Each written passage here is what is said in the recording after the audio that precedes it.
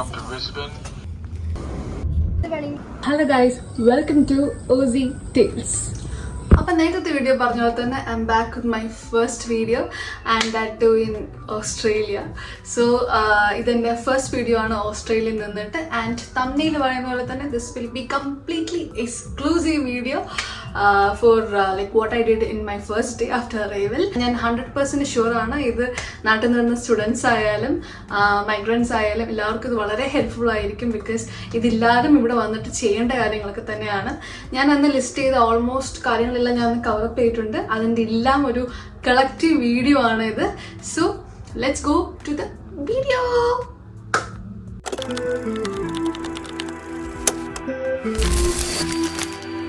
ഞാൻ Australia land ചെയ്ത് almost ഒരു 8 o'clock ആൻഡ് 1 hour ഞാൻ എയർപോർട്ടിൽ നിന്നിട്ട് ചെക്കിങ് കാര്യങ്ങളൊക്കെ ആയിരുന്നു. ബട്ട് ഞാൻ ഫുഡ് ഐറ്റംസ് ഒന്നും കൊണ്ടുവരാത്തതുകൊണ്ട് ഞാൻ കുറച്ചും കൂടി എനിക്ക് സ്പീഡപ്പ് ആയിരുന്നു എൻ്റെ പ്രൊസീജിയർ എല്ലാം.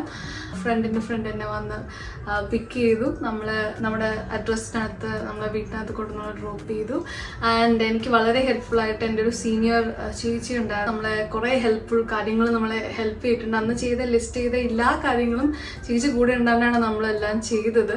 ഫസ്റ്റ് തിങ് ഞാൻ ഇവിടെ വന്നിട്ട് അല്ലെങ്കിൽ ഓസ്ട്രേലിയ ലാൻഡ് ചെയ്തിട്ട് ചെയ്ത ഫസ്റ്റ് തിങ് എന്ന് വെച്ചാൽ ഞാനൊരു പമ്പിൽ പോയിട്ട് ഞാനൊരു സിം കാർഡ് എടുക്കുക ചെയ്തത്. സിം കാർഡ് എടുക്കായിരുന്നു എൻ്റെ ഫസ്റ്റ് കാര്യം. നമുക്ക് പമ്പിലോ നമുക്ക് ഷോപ്പിംഗ് മോൾസിലോ നമുക്ക് കിട്ടും. ഞാൻ പമ്പിൽ പോയിട്ടാണ് എടുത്തത്. ഞാൻ വരുന്ന വഴിക്ക് തന്നെ ഞാൻ പമ്പിൽ പോയിട്ട് ഒരു സിം കാർഡ് എടുത്തു. ആൻഡ് അത് വീട്ടിൽ വന്നിട്ട് ഞാൻ അവരെ ആപ്പിൽ കയറിയിട്ട് നമുക്ക് കുറച്ച് കാര്യങ്ങളുണ്ട്, ഡീറ്റെയിൽസ് കൊടുക്കുക. പിന്നെ നമുക്ക് ഇഷ്ടപ്പെട്ട നമ്പർ നമുക്ക് ചൂസ് ചെയ്യാൻ പറ്റും. പിന്നെ ഞാൻ ഇപ്പോൾ എടുത്തേക്കുന്ന സിം എന്ന് പറയുന്നത് അമേസിം ആണ്. കുറേ നമുക്ക് പല ടൈപ്പ് സിം ഉണ്ട്. ഒപ്റ്റിസ് ഉണ്ട്, അമേസിം ഉണ്ട്, വോഡഫോൺ ഉണ്ട്. പക്ഷെ ഞാൻ എടുത്തത് അമേസിം ആണ്. കുറച്ചും കൂടി എനിക്ക് അത് മതി എന്നുള്ള രീതിയിൽ. കാരണം വോഡഫോൺ ആണെങ്കിൽ നമുക്ക് സ്റ്റുഡൻറ്റ് പ്ലാൻ എന്ന് പറയുന്നത് $39 ആണ് ഒരു മാസം. പക്ഷെ അത് GB കൂടുതലായിരിക്കും. 1 month എനിക്ക് തോന്നുന്നു അത്യാവശ്യം നല്ല GB ഉണ്ട്. എത്ര GB എനിക്കറിയില്ല. ബട്ട് ഒപ്റ്റിസിനൊക്കെ ആണെങ്കിൽ നമുക്ക് ഓൾമോസ്റ്റ് $39 സെയിം തന്നെയാണ്. പക്ഷേ ഓൾമോസ്റ്റ് ഒരു 175 GB 1 month നമുക്ക് കിട്ടും. പക്ഷെ അതിൻ്റെ ആവശ്യമില്ല, കാരണം നമുക്ക് വീട്ടിൽ തന്നെ വൈഫൈ ഉണ്ട്. സോ അതുകൊണ്ട് തന്നെ അത്രയും വലിയ GB ആവശ്യമില്ല. ആൻഡ് ഞാൻ എടുത്തത് അമേസിം ആണ്. അമേസിം എനിക്ക് 32 ഡേറ്റയാണ് 1 month എനിക്ക് തരുന്നത്. പിന്നെ അതും എനിക്ക് സത്യം പറഞ്ഞാൽ ആവശ്യമില്ല. സത്യം പറഞ്ഞാൽ നാട്ടിലോട്ട് വിളിക്കുന്നില്ല, നമ്മൾ വൈഫൈ ആണ്. ജസ്റ്റ് പുറത്ത് പോകുമ്പോൾ നമ്മൾ നാട്ടിലോട്ട് വിളിക്കുമ്പോൾ ഉള്ള ഒരു സംഭവം അല്ലെങ്കിൽ മെസ്സേജ് ഇടുക, അങ്ങനത്തെ ചെറിയ കാര്യങ്ങളേ ഉള്ളൂ. ഇവിടെ വന്നിട്ട് നമ്മൾ ചൂസ് ചെയ്തു, നമ്പർ എഴുതാൻ ചൂസ് ചെയ്തു. നമ്മൾ അത് കഴിഞ്ഞിട്ട് നമ്മൾ പൈസ അടച്ചു. ഞാൻ $30 ആണ് അടച്ചത് ഫോർ അമേസിം for 1 month and that to for 32 GB plan ആണ്. സോ ഞാൻ വന്നിട്ട് ഞാൻ എൻ്റെ ഫോൺ നമ്പർ ചൂസ് ചെയ്തു. ആ ആപ്പിൽ കൂടെ നമുക്ക് ചൂസ് ചെയ്യാൻ പറ്റും. അത് കഴിഞ്ഞിട്ട് ഞാൻ $30 ആണ് അടച്ചത്. സോ ഇതാണ് എൻ്റെ ഫസ്റ്റ് കാര്യം ഞാൻ ചെയ്തത്. ആൻഡ് ഇത് ഓൾമോസ്റ്റ് ഒരു 3 to 4 hours കഴിഞ്ഞപ്പോൾ നമുക്ക് ആക്ടിവേറ്റ് ആയി, നമുക്ക് സിം ആക്ടിവേറ്റ് ആയി. അപ്പോൾ തന്നെ നമുക്ക് ഡേറ്റ പ്ലാനും നമുക്ക് കോൾ ചെയ്യാനും ഒക്കെ പറ്റുന്നുണ്ടായിരുന്നു. സോ ഇതാണ് ഞാൻ വന്നിട്ട് ഫസ്റ്റ് തിങ് ഞാൻ ചെയ്തത്, taking A SIM. Second thing ഞാൻ ചെയ്തത് ടേക്കിംഗ് എ ഗോ കാർഡാണ്. സോ ആദ്യം നമ്മൾ ഗൂഗിൾ മാപ്പിൽ നോക്കി നമ്മൾ അടുത്തുള്ളൊരു ഷോപ്പിംഗ് സെൻറ്റർ ഏതാണ്. ആൻഡ് ഇത് അടുത്തുള്ളതായിരുന്നു ഒരു ഷോപ്പിംഗ് സെൻറ്റർ ആണ്. ജസ്റ്റ് 1 bus നമുക്ക് പിടിച്ചാൽ മതി. ആൻഡ് അവിടെ നമുക്ക് ഓൾമോസ്റ്റ് എല്ലാ സൂപ്പർ മാർക്കറ്റ്സും അവൈലബിൾ ആണ്. ലൈക്ക് കോൾസ്, ഇവിടെ ആൾക്കാർ പോകുന്ന പോലെ വുളീസ് അല്ലെങ്കിൽ ആൽഡി ഒക്കെ ഉണ്ട്. അപ്പോൾ അവിടെ ചെന്നിട്ട് നമ്മൾ ഫസ്റ്റ് തിങ് നമ്മൾ ചെയ്തതെന്ന് വെച്ചാൽ ടേക്കിംഗ് ഗോ കാർഡ്. ഇവിടെ ട്രാവൽ എല്ലാം ചെയ്യുന്നത് ഗോ കാർഡ് വെച്ചിട്ടാണ്. നമുക്ക് വേണമെങ്കിൽ നമുക്ക് ബാങ്ക് അക്കൗണ്ടിലെ കാർഡും വെച്ച് നമുക്ക് ടാപ്പ് ചെയ്യാം. പക്ഷേ ബാങ്ക് അക്കൗണ്ടിനെ കാട്ടി നല്ലത് നമുക്ക് ഗോ കാർഡാണ് യൂസ് ചെയ്യുന്നത്. ബിക്കോസ് നമ്മൾ ടാപ്പ് ഔട്ട് ചെയ്യാൻ മറന്നുപോയാൽ നമ്മൾ ബാങ്ക് അക്കൗണ്ടിൽ നിന്ന് എല്ലാ പൈസയും പോകും. പക്ഷേ ഇതാണെങ്കിൽ നമുക്ക് ജസ്റ്റ് കളഞ്ഞാൽ പോലും മതി. സോ ആൻഡ് ഇവിടെ ബാങ്ക് അക്കൗണ്ട് ടാപ്പ് ചെയ്യുന്ന ആൾക്കാരുണ്ട്, ജസ്റ്റ് ആ ഡിജിറ്റൽ കാർഡ്. പക്ഷേ അതിനെക്കാട്ടി നല്ലതും കുറച്ച് സേഫ് നമുക്ക് ഗോ കാർഡ് എടുക്കുന്നതാണ്. സോ നമ്മൾ ആദ്യം വന്നിട്ട് ഗോ കാർഡ് എടുക്കുകയാണ് ചെയ്തത്.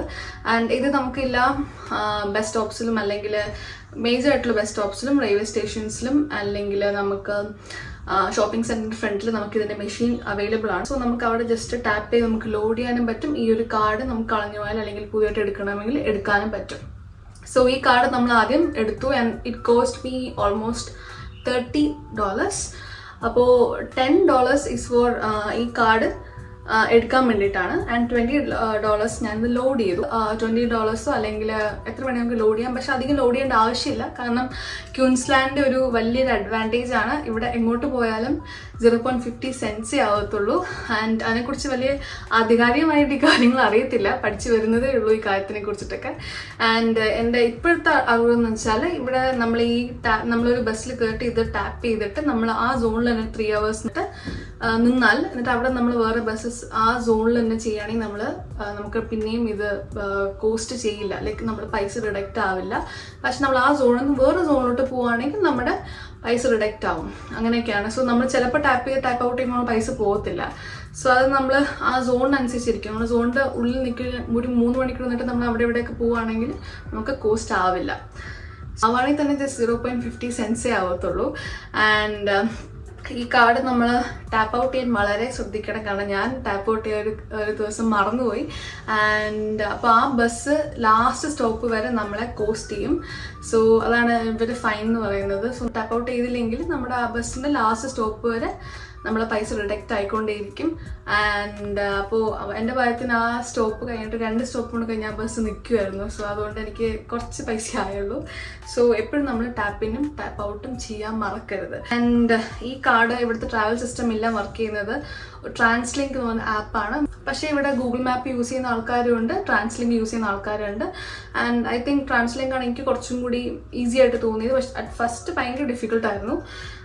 നമുക്ക് അതിൻ്റെ ലൊക്കേഷനും ഈവൻ ദോ അതിൻ്റെ മാപ്സ് ഉണ്ടെങ്കിൽ ലൊക്കേഷൻ കണ്ടുപിടിക്കാനൊക്കെ കുറച്ച് പാടാണ്. ഗൂഗിൾ മാപ്പിനെക്കാട്ടി അത്ര ഈസി അല്ല. പക്ഷെ നമുക്കൊരു സ്റ്റാർട്ടിംഗ് പോയിന്റ് എൻഡിങ് പോയിന്റ് ഇട്ടാൽ നമുക്ക് ഏതൊക്കെ മോഡ് ഓഫ് ട്രാൻസ്പോർട്ടേഷൻ ആണ് വേണ്ടത് ഒക്കെ ഇത് നമുക്ക് തരും. ആൻഡ് എല്ലാ ടൈമിങ്ങും നടക്കുന്ന ടൈമിങ്ങും ഒക്കെ നമുക്ക് വളരെ ഈസി ആയിട്ട് നമുക്ക് എല്ലാ ബസ് അവൈലബിലിറ്റി നമുക്ക് മനസ്സിലാക്കാൻ പറ്റും. സോ ആദ്യം ചെയ്ത കാര്യം ഗോ കാർഡ് എടുക്കുക for $30. പിന്നെ ചെയ്ത കാര്യം ട്രാൻസ്ലിങ്ക് ആപ്പ് ഡൗൺലോഡ് ചെയ്യുക.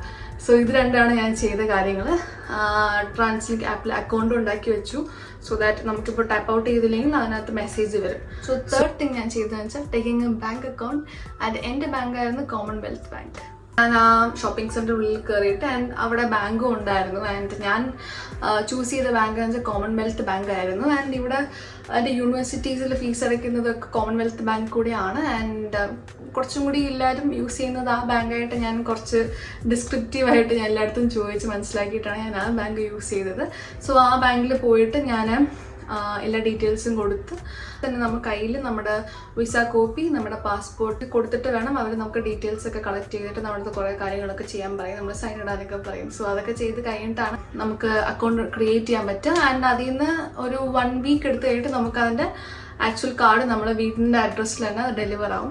സോ അത് കഴിഞ്ഞിട്ട് നമുക്ക് ആ കാർഡ് യൂസ് ചെയ്യാം. അതിന് മുന്നേ തന്നെ അവിടെ നിന്ന് ഇറങ്ങുമ്പോൾ തന്നെ നമുക്ക് അവർ ഡിജിറ്റൽ കാർഡ്, ഇറങ്ങുമ്പോഴല്ല നെക്സ്റ്റ് ഡേ നമുക്ക് ഡിജിറ്റൽ കാർഡ് നമുക്ക് വരും.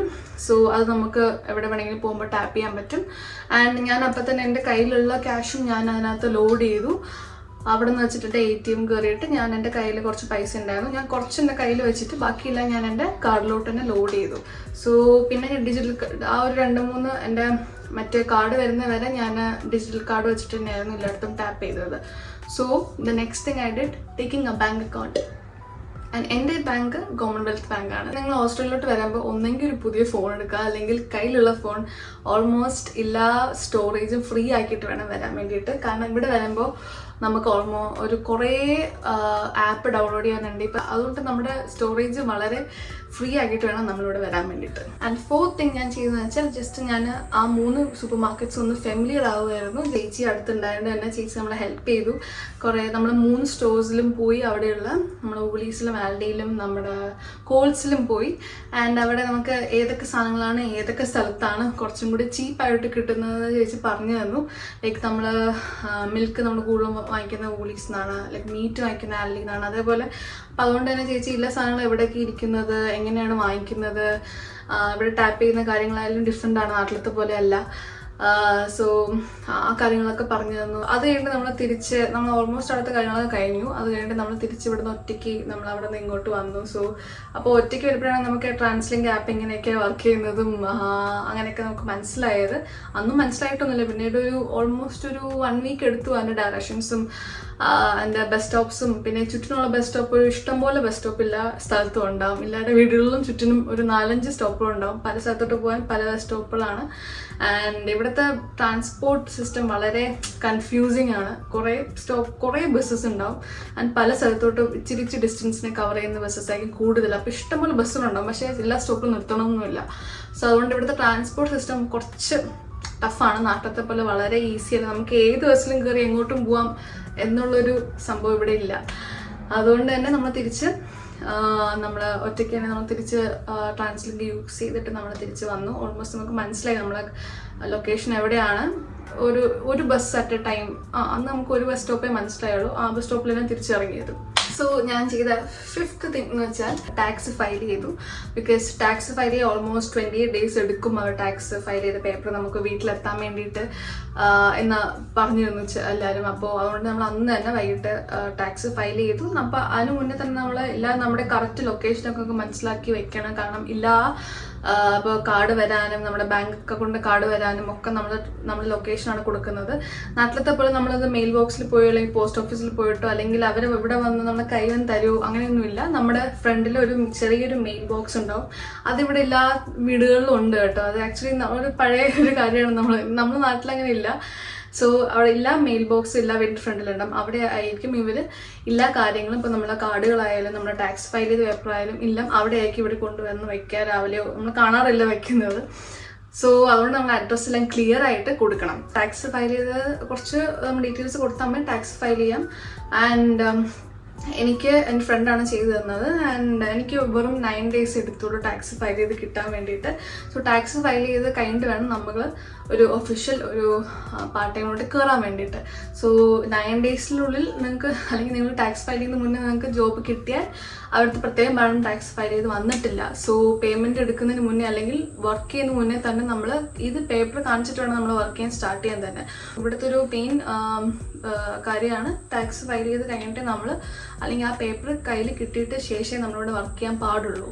6th കാര്യം ഞാൻ ചെയ്തതെന്ന് വെച്ചാൽ ടേക്കിംഗ് സൂപ്പറാനുവേഷൻ അക്കൗണ്ട്. ഒരു സൂപ്പറാനുവേഷൻ ആപ്പ് ഡൗൺലോഡ് ചെയ്യുക, അല്ല അക്കൗണ്ട് ക്രിയേറ്റ് ചെയ്യുക എന്നാണ്. സൂപ്പറാനുവേഷൻ അക്കൗണ്ട് എന്ന് പറഞ്ഞാൽ നമ്മളിപ്പോൾ പാർട്ട് ടൈം ജോലി ചെയ്യുകയാണ് അല്ലെങ്കിൽ ഫുൾ ടൈം ജോലി ചെയ്യുകയാണെങ്കിൽ ആ ജോലി ചെയ്ത് കഴിഞ്ഞ് കുറേ നാൾ കഴിഞ്ഞിട്ട് നമ്മൾ റിട്ടയർ ആവുകയാണെങ്കിൽ അല്ലെങ്കിൽ ജോലി വിരമിച്ച് നാട്ടിൽ പോവുകയാണെങ്കിൽ നമ്മൾ ഇപ്പോൾ കിട്ടുന്ന പേയ്മെൻറ്റ് ചെറിയൊരു പോർഷൻ എടുത്തിട്ട് അന്ന് നമുക്ക് ഇതെല്ലാം കൂടി തിരിച്ചു തരും. ഒരു നാട്ടിലത്തെ ഒരു പെൻഷൻ സെറ്റപ്പാണിത്. ഇതൊരു റിട്ടയർ ഇൻവെസ്റ്റ്മെൻറ്റ് സ്കീമോ അങ്ങനത്തെ ഒരു ടൈപ്പ് ഒരു സംഭവമാണ്. കുറേ ആപ്സ് ഉണ്ട്. ഞാൻ യൂസ് ചെയ്ത ഹെസ്റ്റ എന്ന് പറയുന്ന ഒരു ആപ്പാണ് ഞാൻ ഇവിടെ കാണിക്കാം.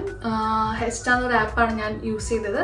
ആൻഡ് അതിലാണ് ഞാൻ അക്കൗണ്ട് ക്രിയേറ്റ് ചെയ്തതും. അത് നമുക്ക് വളരെ ഇമ്പോർട്ടൻ്റ് ആണ്. നമ്മളൊരു പാർട്ട് ടൈം ജോലി കയറുന്നതിന് മുന്നേ അവർ നമ്മുടെ ചോദിക്കും ഈ ഒരു അക്കൗണ്ട് ഇങ്ങനെ ടൈപ്പ് ഓഫ് അക്കൗണ്ട് ഉണ്ടോ. കുറേ ആപ്പുകളുണ്ട്. സോ ഏതെങ്കിലും ആപ്പ് ഉണ്ടോ, അക്കൗണ്ട് ക്രിയേറ്റ് ചെയ്തിട്ടുണ്ടോ ചോദിക്കും. സോ നമ്മൾ ഈ അക്കൗണ്ട് ഡീറ്റെയിൽസ് കൊടുക്കുക. സോ അവർ പേയ്മെൻറ്റ് അയക്കുമ്പോൾ നമ്മുടെ പേയ്മെൻറ്റിന് ഇച്ചിരി പോർഷൻ നമ്മുടെ ഈ സൂപ്പറാനുവേഷൻ അക്കൗണ്ടിലോട്ട് പോകും. ലാസ്റ്റ് നമുക്ക് കിട്ടും. അതുകൊണ്ട് കുഴപ്പമില്ല. അപ്പോൾ നമുക്കൊരു പേയ്മെൻറ്റ് കിട്ടുകയാണെങ്കിൽ തന്നെ നമുക്ക് ടാക്സിലും ഇച്ചിരി പിടിക്കും, സൂപ്പറാനുവേഷൻ ഇച്ചിരി പിടിക്കും. ബാക്കിയുള്ള എമൗണ്ട് ആയിരിക്കും നമ്മുടെ പേയ്മെൻ്റ് ആയിട്ട് നമുക്ക് കിട്ടുന്നത്. ചിലയിടത്ത് ഫോർട്ട്നൈറ്റ് ആയിരിക്കും, അല്ലെങ്കിൽ ചിലയിടത്ത് വീക്ക്ലി ആയിരിക്കും. ഞാൻ എടുത്ത അക്കൗണ്ട് ഹെസ്റ്റയാണ്. സോ 7th തിങ് ഞാൻ ചെയ്തതെന്ന് വെച്ചാൽ എൻ്റെ health insurance, overseas health insurance account ഞാൻ ക്രിയേറ്റ് ചെയ്യുകയാണ്. ഞാൻ 7th കാര്യമായിട്ട് ഞാൻ ചെയ്തത്. നാട്ടിലത്തെ ഓവർസീസ് ഹെൽത്ത് ഇൻഷുറൻസ് അക്കൗണ്ട് ഉണ്ടല്ലോ, ഞാൻ എടുത്തത് ബൂപ്പയാണ്. എൻ്റെ ഏജൻസി തന്നെ എനിക്ക് ബൂപ്പ എന്നുള്ളൊരു ഹെൽത്ത് ഇൻഷുറൻസ് അക്കൗണ്ടാണ്. സോ അത് ഞാൻ ഇവിടെ വന്നിട്ട് ആ ആപ്പ് ഡൗൺലോഡ് ചെയ്തിട്ട് അത് രജിസ്റ്റർ ചെയ്തിട്ട് ഒരു 1 വീക്കിനുള്ളിൽ അവരുടെ കാർഡ് എനിക്ക് വീട്ടിൽ വന്നു. അതാണ് ഞാൻ ചെയ്തത്. സോ നമുക്ക് എപ്പോൾ ആവശ്യം വരുമെന്ന് പറയാൻ പറ്റില്ല. അതുകൊണ്ട് തന്നെ ആ ഹെൽത്ത് ഇൻഷുറൻസിൻ്റെ കാർഡ് നമ്മൾ ആ ആപ്പ് എടുത്ത് ഡൗൺലോഡ് ചെയ്ത് നമ്മൾ അതിൻ്റെ അക്കൗണ്ട് ക്രിയേറ്റ് ചെയ്തിട്ട് ആ കാർഡ് നമ്മൾ വീട്ടിലെത്തിക്കണം ഉടനെ തന്നെ. ഒരു 1 വീക്ക് എടുക്കും അത് എത്താൻ വേണ്ടിയിട്ട്.